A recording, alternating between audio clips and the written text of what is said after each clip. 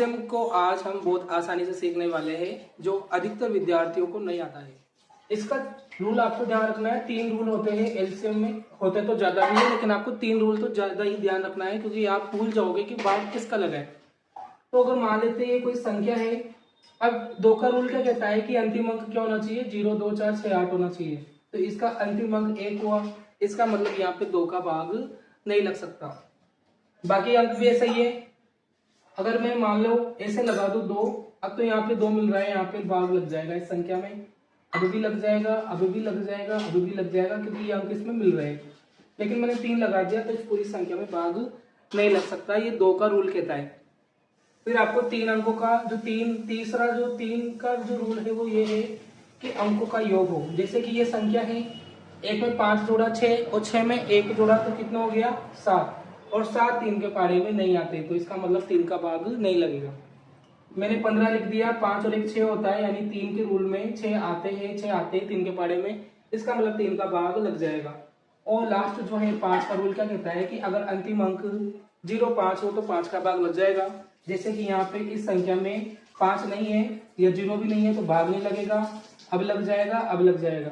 यानी आपने रूल सीख लिए। अब आप सवाल सीखो।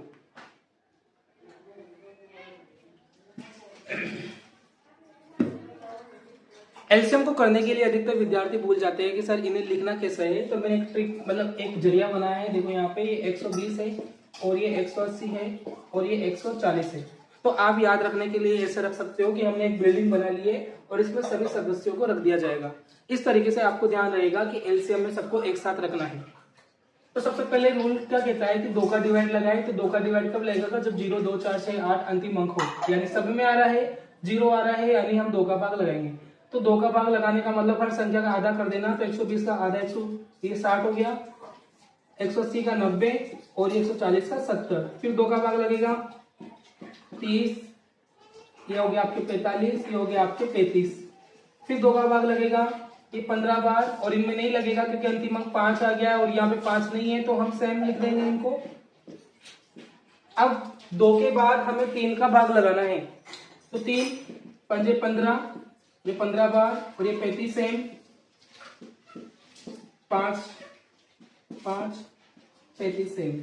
अब 5 का भाग लगेगा क्योंकि अंतिम अंक 5 आ रहा है यहाँ पे, तो 1 1 और ये 7 बार, अब 7 का भाग लगेगा। अब आपको ध्यान ये रखना है कि जो इनका फैक्टर है इनको हमको गुणा करना है।